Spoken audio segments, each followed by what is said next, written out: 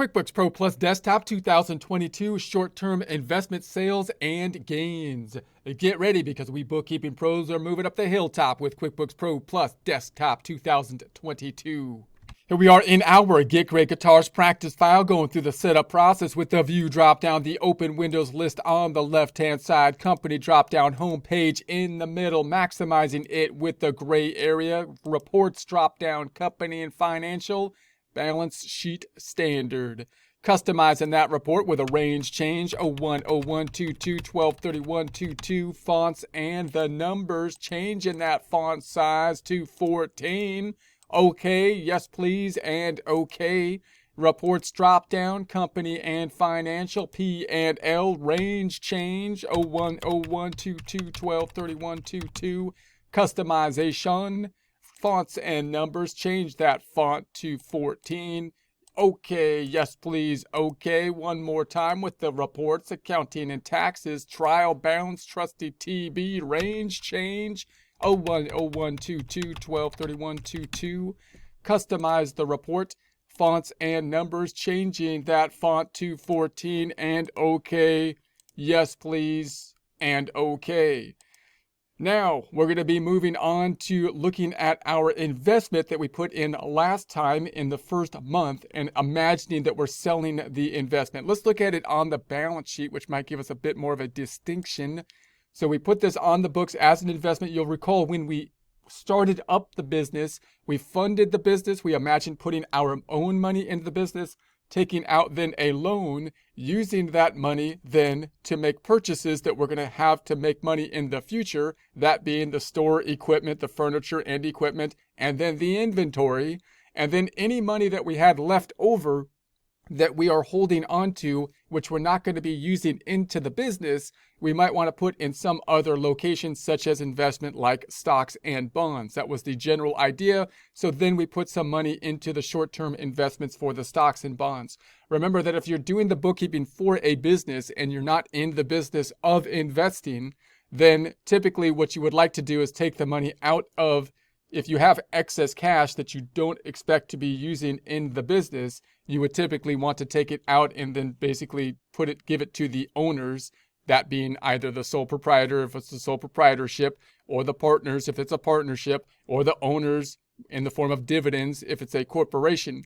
If they're being held within the company, then you might want to park it somewhere until you're going to use it for whatever you need to do, which would typically be buy more store equipment, buy more guitars, more inventory, because that's what you're going to do to generate revenue.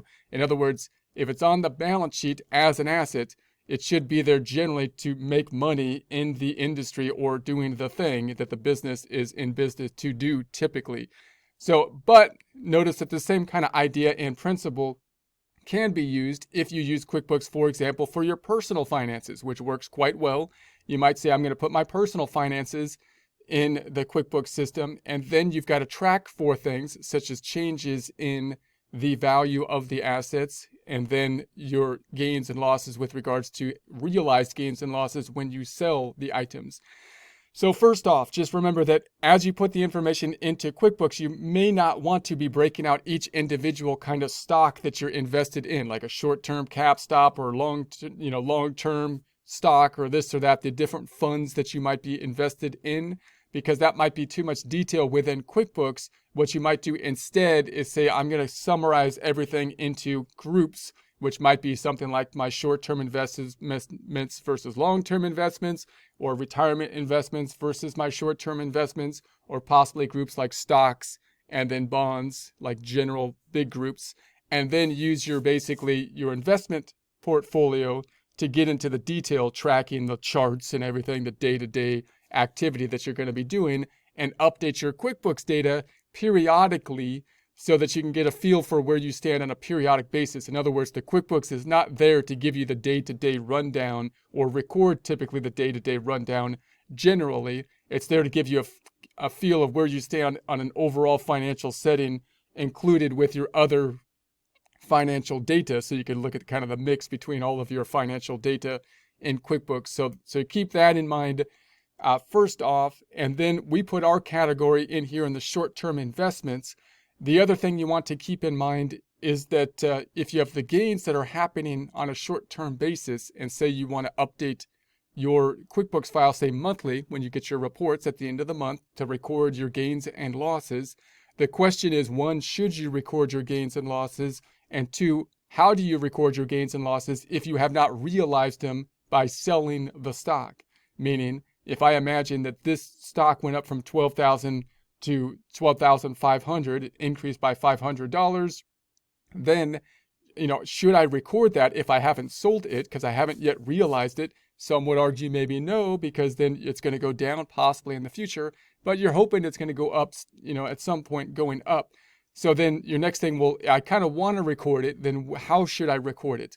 One way you could record it is an increase here, but where does the other side go? What's the other account that's going to be affected? You have two choices. You can either put it down here in the equity section. You got more than two choices, but you could put it in the equity section, thereby not hitting the income statement, because in that way you're not going to be recognizing the gain. So you could say that the other side, my unrealized gains, you could call it, in the equity section, will be the change up top when I have my changes that I didn't actually realize. So that's one option. You could put it down here in unrealized gains.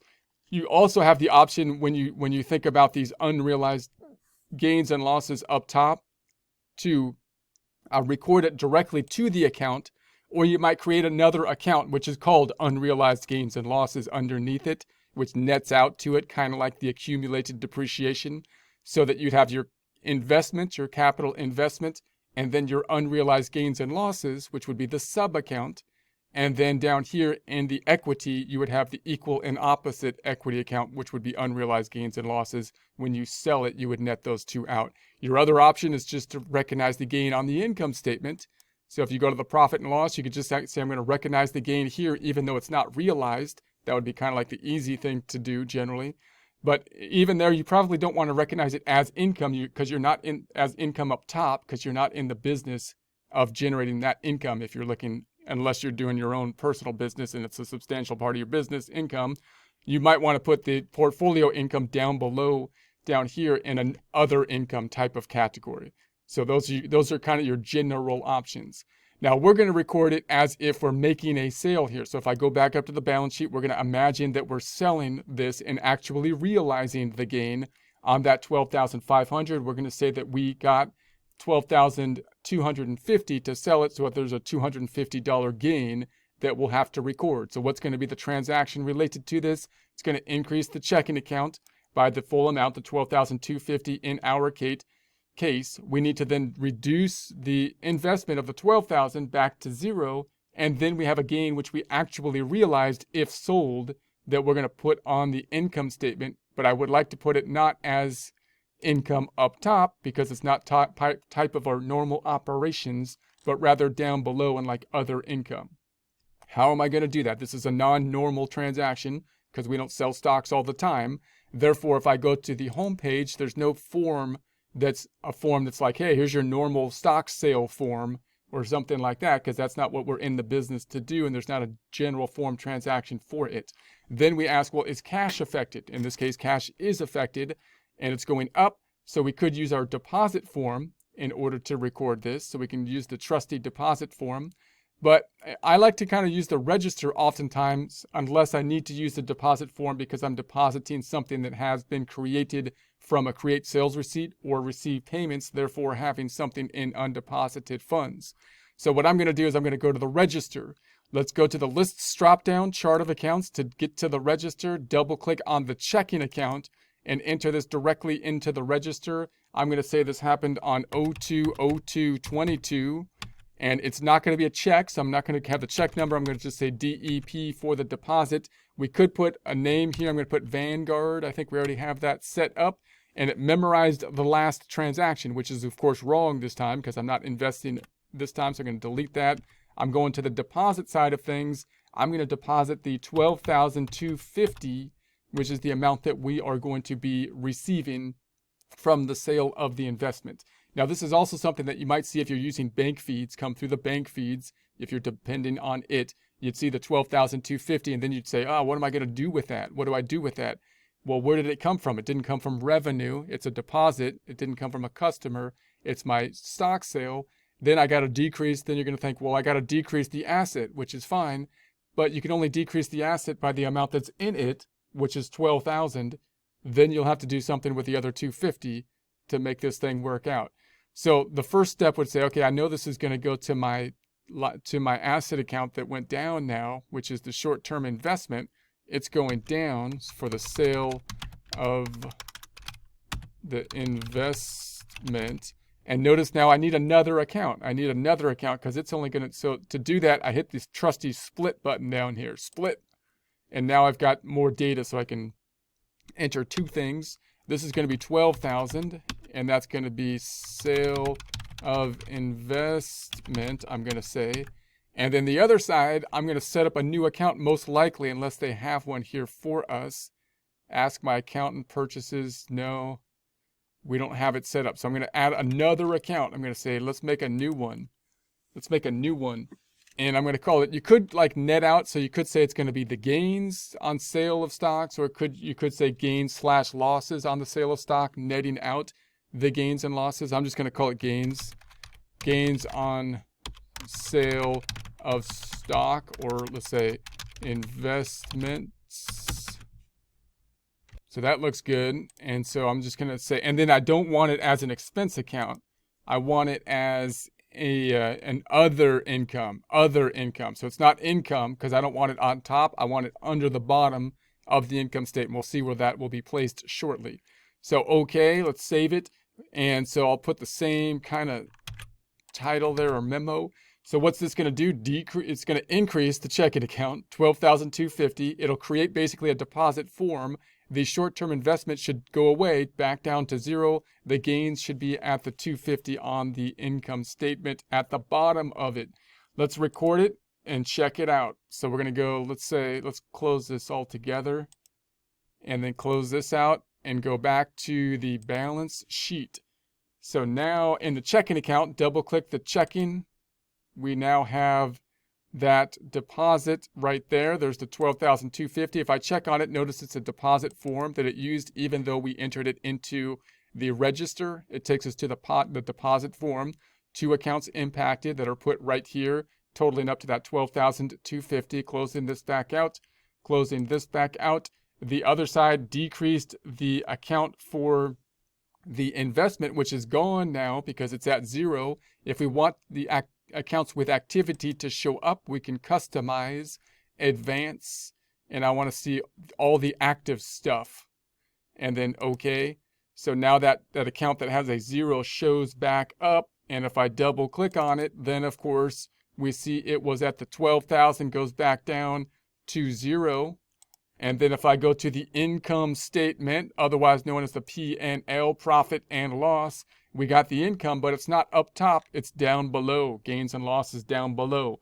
What does that do for us? It allows us to say, hey, look, my normal operations, I had 53,857 income minus the expenses of cost of goods sold, 37,242, getting us to the gross profit, 16,615, minus the other expenses that are normal operating expenses, getting us to the net ordinary income of the 6,831.85. And then I had this other thing, which is unusual. It's not part of my normal operations. If you're going to use this information to project my performance forward, I wouldn't base it on this 250 kind of stuff down here, because that's not what I normally do.